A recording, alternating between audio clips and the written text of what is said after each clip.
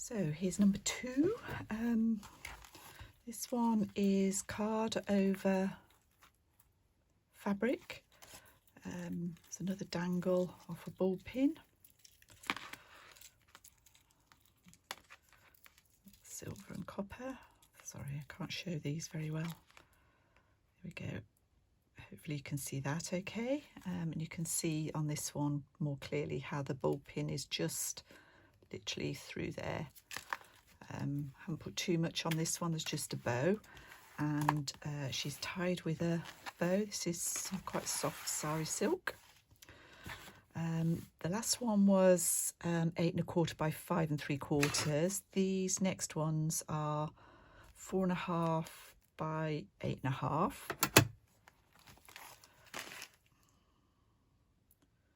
That's what that looks like. And you can see that it's quite full. No dangles on this one, but I've put some fluff on the side so you can display them this way or this way. So let's have a look inside this one. This is your little embroidery. I've got a few of these left, but not many, so they won't be in too many more. This is from 1933. Started this one with a plain page, which is unusual for me. And that's just a little journal card on some tea-dyed paper. Little collage here. This is flipped out when there's a book page and a vintage receipt there. And this lady is a digital. I use her quite a lot. I can't remember where I first got her from. I think it might have been... oh golly, I can't remember.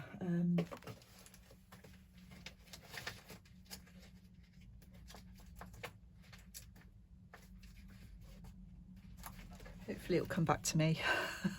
But you do see her quite a lot in different collections. This is piano roll paper. I've doubled that over and stitched around it.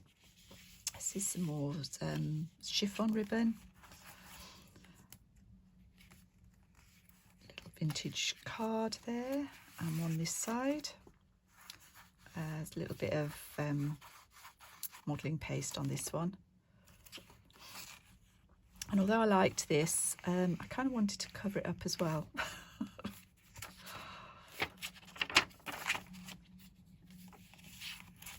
Another of those 1933 receipts.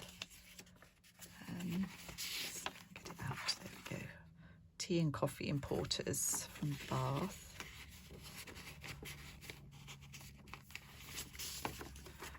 And a postcard. No date on there, but I guess that's from the 1900s, maybe, early 1900s. Pocket's quite tight, which is why I'm putting the receipt in with the postcard. There we go. It's gusseted, so it's the full width.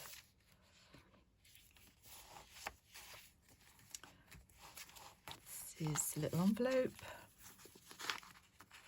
It's quite delicate. I forgot to, it's lined with some tissue paper, but I usually stitch along there and I forgot to do it on this one. But there's our little library card. I was going to say sweet baby, but it looks quite a grumpy baby. Poor little thing. This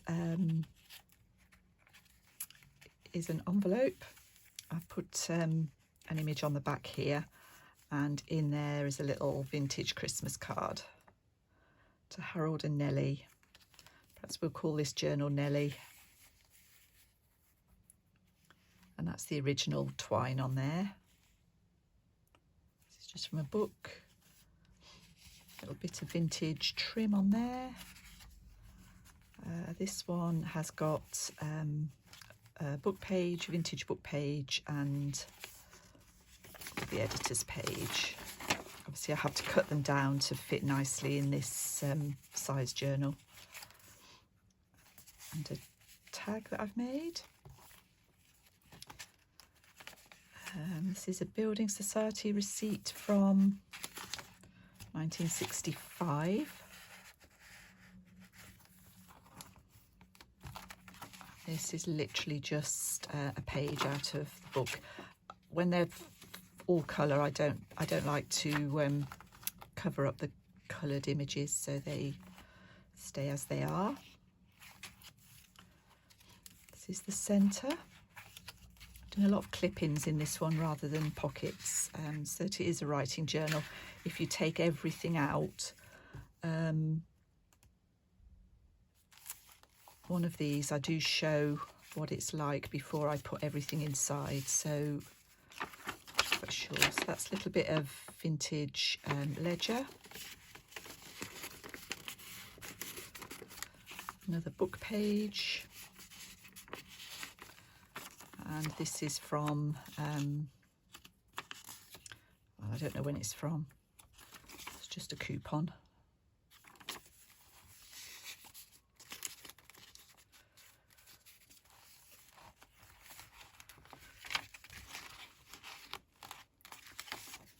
This is a tiny little booklet. Just 4 little pages in there. And really it's there just to pretty up this page and tone in with the colours.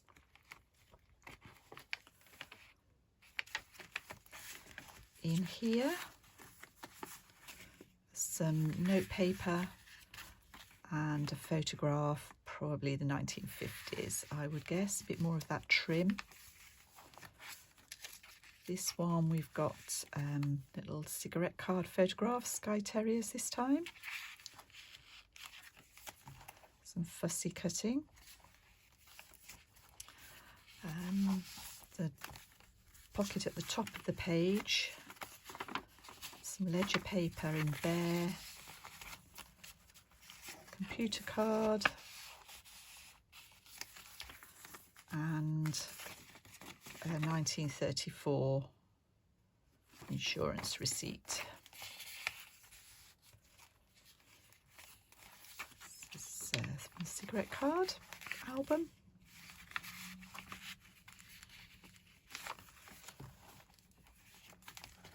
This page pulls out. This is a scrap of a vintage document. I've got a date on that one. Hold it the right way. And a library card. The bad behaviour of Belle Cantrell. Belle Cantrell goes to jail in the 1920s Louisiana after swimming in her bloomers with a group of suffragettes, killing her husband of 16 years and engaging in other tumultuous activities that transform her home community. Goodness. I didn't read that when I put that in there. That pops out to the full width. This is a postcard. Can't see a date on there.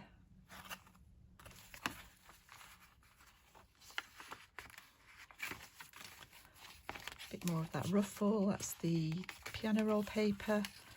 On this one we've got a couple of scraps really.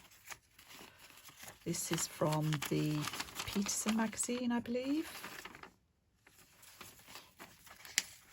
and part of a book page, sort of fashion orientated, I guess. And the red setter. And on the back I've put one of my glassine or printed vellum bags, tracing paper bags. So that's number 2, and I'll be back shortly with another one.